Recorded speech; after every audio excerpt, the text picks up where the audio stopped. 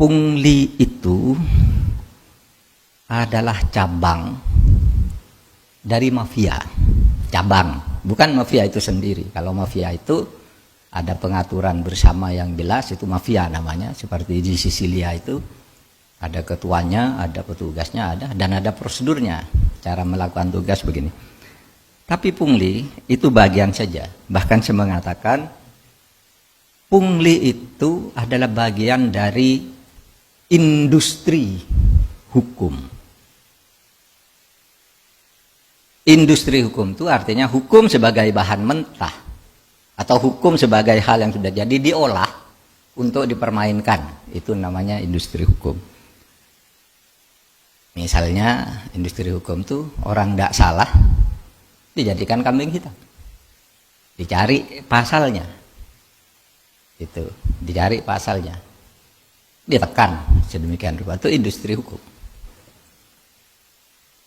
Atau orang salah dibebaskan, dicari pasalnya, ini pasalnya, kalau kamu mau ini salah loh kamu, ini pasalnya begini, tapi kamu bisa saya bebaskan, ini alibi yang bisa dibuatkan oleh aparat penegak hukum, bebas, bayar dia. Itu industri hukum. Saya pernah bercerita dan diceritain oleh sahabat saya Jaya Suprana. Katanya dia didatangi dulu nih, sekarang dan tidak ada, ya jangan takut.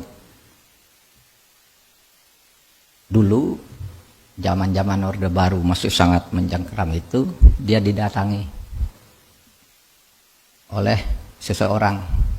Pak, mau ndak Bapak rumah yang di depan Bapak itu saya kasihkan kepada Bapak? Gimana caranya? Itu kan cuma dekat nempel ke kantor saya, tapi itu rumahnya dia. Kalau Bapak mau kita bisa buatkan hukumnya. Itu namanya industri hukum. Gimana caranya? Laporkan bahwa dia nyerobot tanah Bapak, nanti kita buat buktinya lah, atur dengan polisi, atur dengan BPN, atur dengan ini, jadi Pak. Itu industri hukum. Bukan hukum perindustrian tuh, bukan hukum industri. Kalau hukum industri itu enak, gampang, tapi industri hukum. Dan orang bisa punya 1000 akal untuk melakukan itu. Tanah, ini yang sekarang mafia tanah. Gila saudara. Itu yang dikritik oleh Anwar Abbas, bahwa ada ketimpangan kepemilikan tanah. Itu ya betul. Tetapi itu yang legal yang disebut itu. Artinya negara memberi secara resmi cuma tidak adil. Oleh sebab itu Pak Jokowi menjawab, loh, itu kan terjadi dulu. Sekarang kita wajib melanjutkan karena sudah diberikan secara sah. Berdasar hukum, keputusan pemerintah yang diberi secara sah atau dilakukan perjanjian secara sah itu tidak bisa dibatalkan sepihak oleh negara. Nah itu yang legal saja pakai kong kali kong begitu. Ya. Tetapi memang itu terjadi masa lalu. Saya katakan terjadi di masa lalu. Lalu dulu ada yang protes partai. Nah, kalau tidak percaya datang ke kantor saya bilang, saya punya, siapa yang punya HPH sekian juta hektar dan kapan dikeluarkannya, tahun berapa, oleh siapa, saya punya. Kita sekarang justru akan memperbaiki. Jadi benar kata Pak Jokowi, justru kita sekarang mulai menghentikan itu. Yang dulu gimana, yang terlanjur orang menyebut 1% menguasai 70%, 1% penduduk yang saya baca itu. Kemarin kan 1% menguasai 50 berapa gitu. Yang saya baca itu 1% penduduk menguasai 70. Itu pernah ditulis oleh seseorang di Kompas. 70% lahan di Indonesia, yang 90% itu berebutan 30% lahan. Itu ada enggak? Ada. Dan itu dibuat melalui proses-proses hukum yang secara formal sah. Tapi saudara, ada yang tidak sah. Seperti yang terjadi di Indonesia Timur itu. Di mana tanah negara sudah diserahkan, diberikan oleh adat kepada pemerintah. Nih, saya serahkan ke negara. Kepala adat sudah tanda tangan semua. Tiba-tiba dibagi ke perorangan. bagi. Dibawa ke pengadilan, oleh pengadilan kalah negara. Kenapa? Ini kan belum didaftarkan ke kantor Pemda.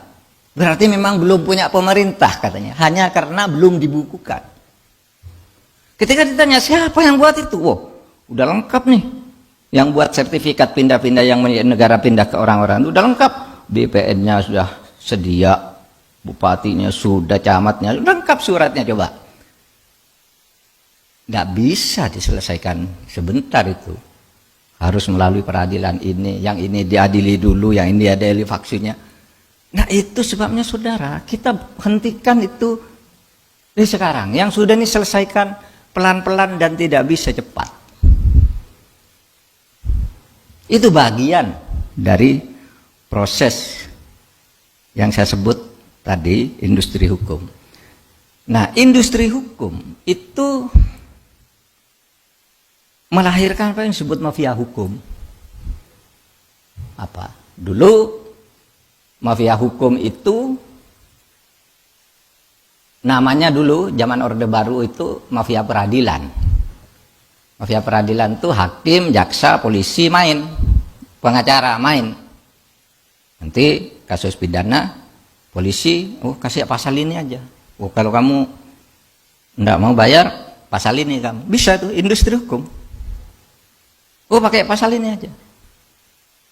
Lalu nanti jaksanya juga berbisik, nanti tuntut dengan pasal ini. Pengacaranya, nanti saya membela begini.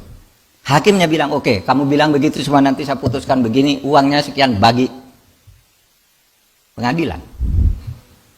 Mafia pengadilan dulu permainannya bermain-main dengan hukum, mengindustrikan hukum di pengadilan. Sekarang istilahnya lebih luas lagi, mafia hukum. Kapan istilah mafia hukum ini muncul?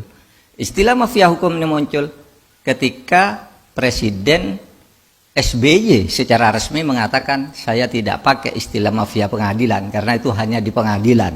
Padahal di luar pengadilan banyak nih hukum-hukum orang main. Ketika membentuk undang-undang bayar, itu mafia hukum juga. Sehingga banyak undang-undang yang dibatalkan oleh Mahkamah Konstitusi karena dulu mafia. Pelayanan birokrasi itu tidak pengadilan, yang pungli-pungli itu yang kita bicarakan nih. Saudara, itu banyak. Nah saudara, itu persoalan kita. Sehingga jangan campur aduk gitu.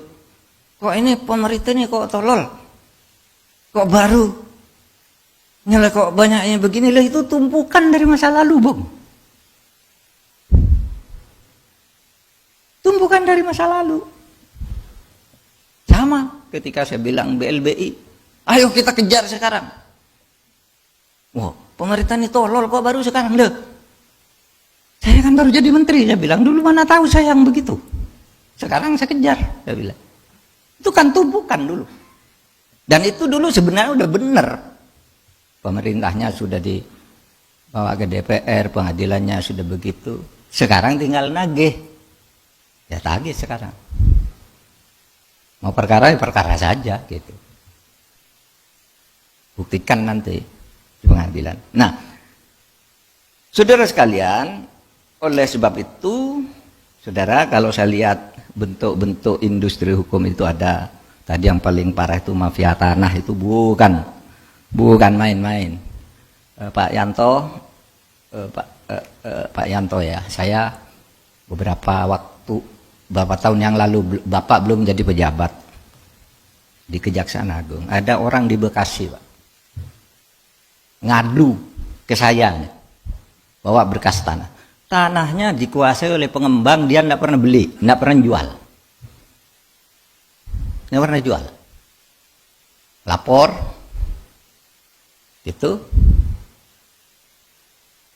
ke polisi, malah dia yang laporkan pengadilan. Lalu katanya kasusnya masuk Kejaksaan Agung. Masuk ke saya tuh. Oh iya ya, kasusnya benar nih, ibu yang punya tanah ini. Bawa, udah, saya bilang, saya utus teman lah ke Kejaksaan Agung. Tolong, ini tanya ini kenapa ada begini? Lalu, oh gampang Pak, ini pasti benar nih ibu ini yang punya tanah kok. Katanya nih. Orang itu, oke, kamu ke sana aja, ke Jaksa Agung ini kok proses gini. Besoknya gini dia datang, Pak minta maaf. Di belakangnya orang gede. Di belakangnya orang gede, enggak bisa Pak ini, saya enggak sanggup katanya. Itu saudara, bentuk-bentuk dari industri hukum. Gitu. Kadang-kala tuh kasusnya lama, orangnya udah pensiun. Yang mafia itu namanya masih di dia. Gimana coba? Ini tumpukan masa lalu, ini kita harus mengatur sebuah garis. Ini penyelesaiannya pelan-pelan deh, pelan, enggak bisa harus diurai satu. Tapi yang ke depan ini, saber pungli ini untuk ke depan tuh meminimalisir yang seperti itu. Nah, saudara sekalian, ada pembelekan kasus. Ini perdata menang, sudah kasasi menang, tiba-tiba dilaporkan. Ini menangnya karena nyuap hakim katanya. Tidak bisa dieksekusi karena katanya ada laporan polisi coba. Padahal ini sudah menang kasasi. Diadili lagi pidananya, menang lagi. Sesudah menang, ini perdata menang, ini menang. Dilaporkan lagi, katanya dulu ada akta palsu. Tidak bisa dieksekusi lagi. Industri hukum. Saudara, ini tidak bisa perorangan. Kebijakannya ada di presiden. Ya begini-begini. Tapi di bawah itu. Sudah menjadi limbah. Industri hukum itu. Nah itulah tugas kita. Yang ke belakang. Oke, itu sulit. Mari kita ke depan. Nah, caranya gimana? Itu semua. Saudara, saya mengajak kita semua, mari kita menjadi penakut.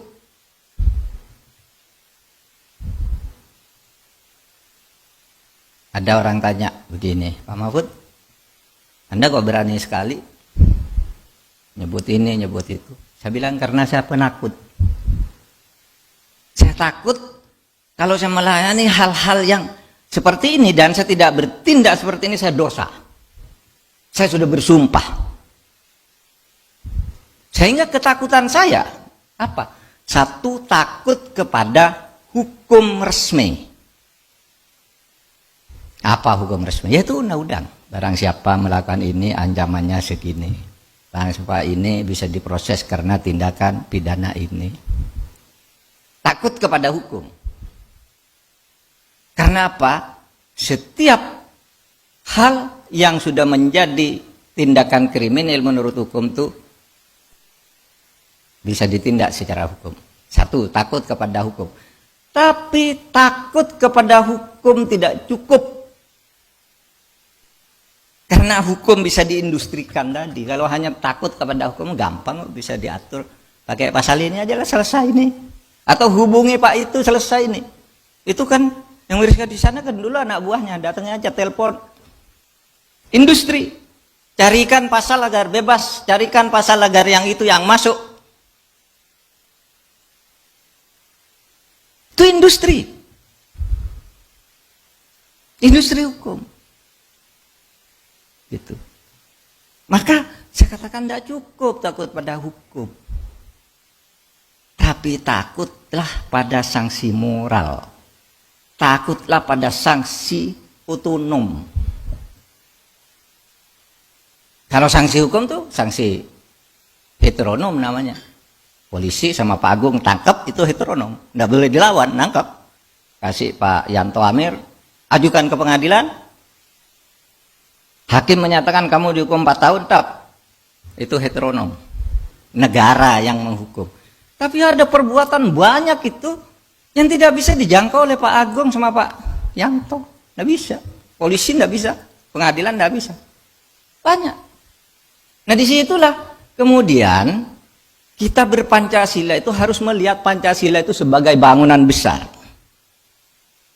Pancasila, dasar ideologi negara itu melahirkan hukum hanya dari satu aspek. Nih, Pancasila itu kan fungsinya banyak ya. Satu, sebagai dasar negara. Ini melahirkan hukum nih. Undang-undang dasar itu, dasar negara itu melahirkan hukum yang mengikat, dipaksakan, melahirkan undang-undang dasar, undang-undang, perpu, per PP, perpres, perda, perprov, perkap, perkot, sampai ke desa itu Pancasila hukum. Tapi ini Pancasila yang tidak hukum kan banyak nih, moral misalnya. Ya, yang belum ada hukumnya dari ajaran Pancasila itu misalnya, di dalam Pancasila itu ajarannya setiap manusia Indonesia percaya kepada Tuhan Yang Maha Esa. Itu Pancasila. Tetapi itu kan belum ada hukumnya. Barang siapa tidak bertuhan, dihukum, tidak ada. Oleh sebab itu orang mengaku ateis tidak bisa dihukum di Indonesia. Kenapa? Belum ada hukumnya, itu baru nilai Pancasila yang non hukum, itu moral. Maka Pancasila itu punya fungsi sebagai dasar negara, sebagai ideologi negara, sebagai sumber dari segala sumber hukum, sebagai moral bangsa, sebagai kepribadian dan budaya bangsa, sebagai arah dan tujuan bangsa, sebagai pemersatu bangsa, sebagai pedoman tingkah laku bangsa. Itu tidak ada hukumnya. Yang ada hukumnya baru sedikit. Nah, yang tidak ada hukumnya ini sanksinya sanksi otonom. Apa sanksi otonom itu? Kalau orang beragama, dosa, saya masuk neraka. Kalau orang berbudaya, malu saya melakukan itu. Kalau orang agak percaya pada Tuhan Yang Maha Esa tanpa dikaitkan dengan agama tertentu, saya takut kena karma.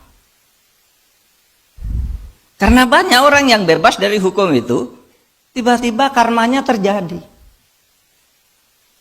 Saya pernah cerita, hakim punya uang 149 miliar.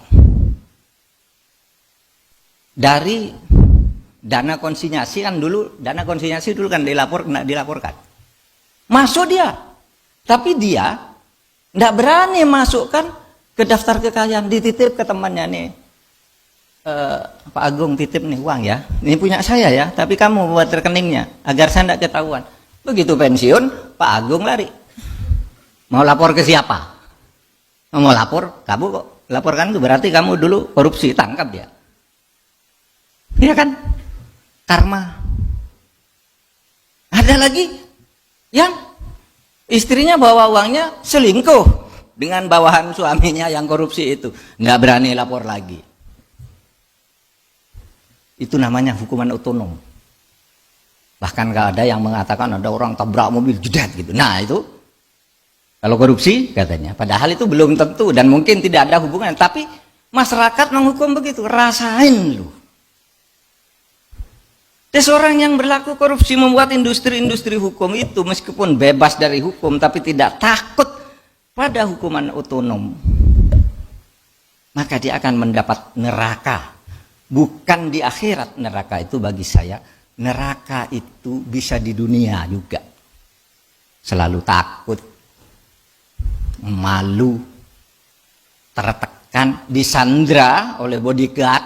Karena apa? Dia sudah keluar, takut kan, nyewa orang, bayar terus, diperas terus. Kalau enggak, saya bongkar kamu.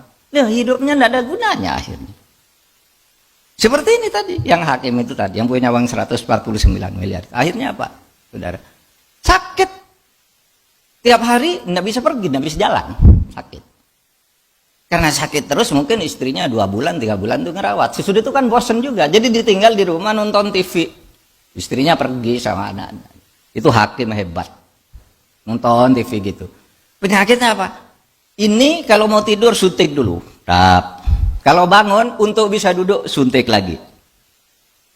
Uangnya banyak, dibawa oleh temannya, istrinya lari. Karma. Oleh sebab itu saudara, menghayati Pancasila itu jangan hanya takut pada hukumnya. Takut juga pada sanksi-sanksi yang bersumber dari kearifan budaya bangsa kita itu. bahwa kita orang beragama. Kita orang tahu bahwa ada balasan terhadap orang yang bersalah. Itu, saudara, itu hati-hati, saudara.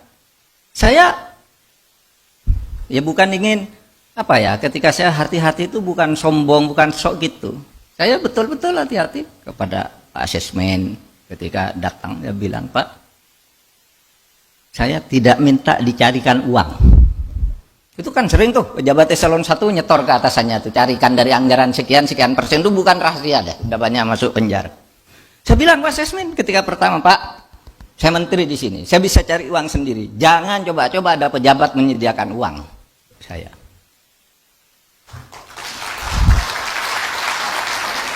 Kenapa? Karena kalau saya perlu bisa cari sendiri, ngapain nunggu Anda?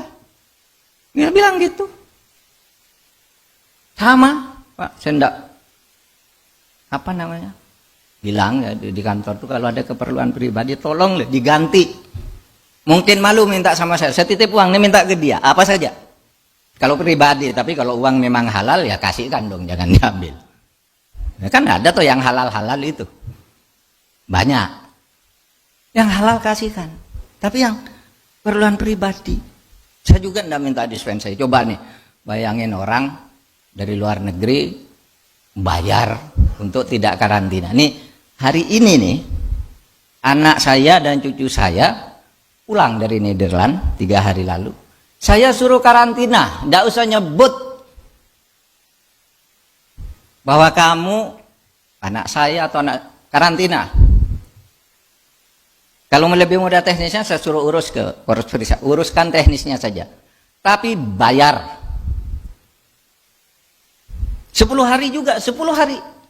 Padahal saya sudah ingin ketemu dengan cucu, dengan anak, dengan mantu gitu, ingin kumpul. Sudah 10 hari dulu di hotel sekarang. Jangan keluar. Kalau nanti keluar terus ada kasus, saya yang ngasihkan kamu ke pejabat, ke aparat. Kenapa? Ya kita harus mulai dari diri kita sendiri. Bukan karena sombong. Bukan karena sombong. Kok sombong banget. Justru karena takut. Takut pada itu tadi. Hukum sih mungkin bisa diatur, saya salah telepon, tolong deh, kan salah-salah kecil gitu, bisa diindustrikan. Tapi moral nggak bisa diindustrikan. Itu nggak bisa. Maka kalau saya sebagai orang beragama mengatakan begini, kalau hadis Nabi itu mengatakan begini, mana batamin haram panar hakubihi. Kalau kamu berbuat sesuatu yang salah, korupsi, makan uang haram, sewenang-wenang, maka kamu akan mendapat neraka. Nerakanya itu bukan di akhirat sudah mati, di dunia pun kamu tidak akan enak hidup. Karena itu hadis tuh, tuntunan Rasul kalau bagi saya sebagai orang beragama. Gitu. Sehingga jangan berpikir neraka itu nanti aku sudah mati kan tidak ada yang tahu kalau saya masuk neraka. Tidak, dia sendiri tahu sejak di dunia pun dia tidak enak dengan itu semua. Gitu. Nah, saudara sekalian, demikian yang saya bisa sampaikan kepada kita semua, bicara dari kesadaran kita untuk memberantas korupsi, bukan hanya dari sudut hukum. Hukum itu penting, semuanya harus tegakkan hukum, tapi juga dari sudut moral. Ya, sehingga dua, menghayati Pancasila itu bukan menghayati hukum aja, tapi menghayati juga norma-norma yang belum menjadi hukum. Karena Pancasila itu harus dituturkan dalam norma-norma, itu kan baru filosofi, asas gitu. Lalu ada normanya yang ada hukum. Ini banyak yang masih di tingkat asas, belum jadi norma. Nah di situ yang masih di tingkat asas dan filosofi, itulah kesadaran moral kita. Kesadaran budaya kita, kesadaran jati diri kita sebagai bangsa, dan fitrah kita sebagai manusia. Terima kasih. Assalamualaikum warahmatullahi wabarakatuh.